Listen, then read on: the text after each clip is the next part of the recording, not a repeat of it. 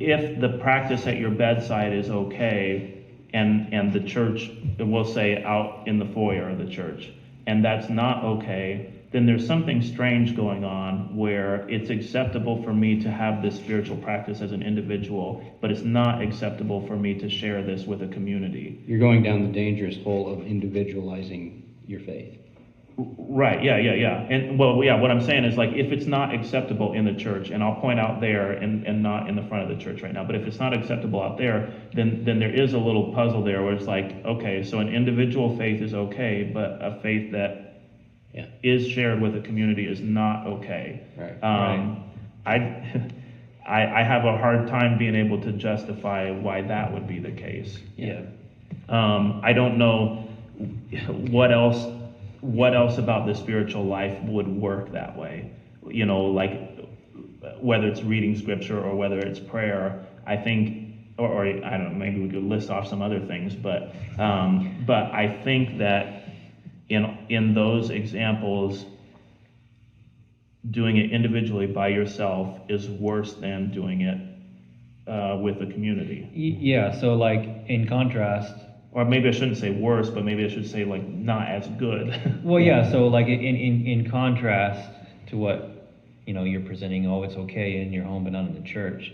Like in an early Christian tradition, you would have the concept that religious activity that you do on your own, in your own personal life at home, is only legitimate if it's an extension of what's happening in the church. Mm-hmm. Yeah. Right. Otherwise, it's nothing. It's not even a thing. Although you also have prayers to unofficial saints, where like within the Orthodox tradition, you have certain people that haven't been canonized by the church, that it's okay to pray to them in your home, but you're not gonna have an icon of them in a church. Mm-hmm. And the reason that or part of the reason why it's okay to do that in your home is because that's actually part of the process of someone being canonized and becoming a saint. Is like, they're already working in the world before they become a saint. So you actually need to have people praying to these unofficial saints before they're going to be welcomed in the church. Well, so there you do have an example where it's okay at home, but we're not going to do it in the church. That opens a whole other can of worms that we're not prepared to go into yet. Yeah, it does, right.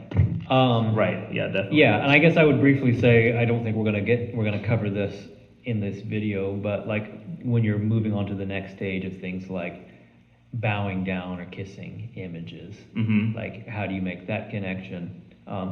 And I guess what I would say to that for now is we're going to need to step back and take a close look at the idea of worship. As it's presented in the scripture. And right. Yeah. We won't get into that. I mean, mostly what and then I don't know if I'm quite prepared to go all the way to the thing that's in the image that's in the front of the church. I don't think I can carry everyone along with me in that. I think the part where it's beside your bed and you're praying ritualistically, bowing your head in front of an image and praying ritualistically every morning, I don't think there's that much room for anybody to really complain about that. Right. When you move it into the church, we brought up a few different reasons why somebody might become like a little uncomfortable with that. Yeah. But again, that idea of it's okay as an individual practice, but not as a community. It doesn't sit very well. Even though we can see a couple of examples where, okay, there are some things that you would do as an individual that you wouldn't do as a community, but for the most part, like the good things in your spiritual life, you do share with other people, and they're for the benefit of the whole church, right, and not something privately for you. So, I have a hard time like drawing a line that says not acceptable in the church building.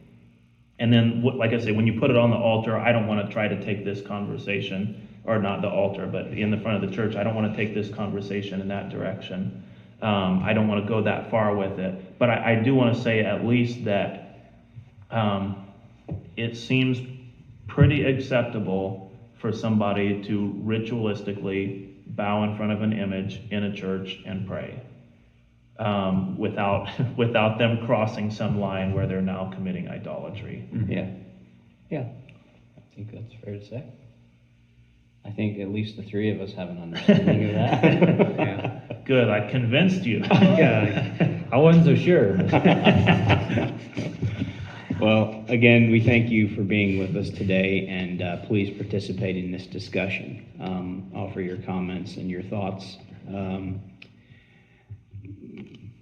Criticisms, even your own skepticisms. Yeah, and I'll say mostly a lot of my goal, because this isn't part of my tradition or part of my personal practice. Right. But it is important to me that you don't go around condemning like vast swaths of Christianity as being idolatrous and evil. Yeah, like the overwhelming This is- majority of Christianity, as it turns out. Right, yeah, past and present. This is, if that's legitimate to do, then fine, condemn them as heretics. But I want to encourage people to just be extremely cautious before doing that, and especially when it's most Christians in the present and in the past. It just seems like you're getting into shaky territory where you say I'm right and they're all wrong. Right. And it's better to come with respect and to see what is ultimately to see what's good and beautiful and edifying in their tradition, or in the not just their tradition, but in the witness of the church through the ages. Like ultimately look for the good and the beautiful in that. Yeah. But in the meantime, at least don't approach with condemnation. Yeah, and also to say, like in one of our previous discussions in videos, we mentioned the idea that maybe we are more of a basic practice, like Anabaptists are more of a simplistic practice and approach to things, and we can understand and we can see the symbolism in that simplicity.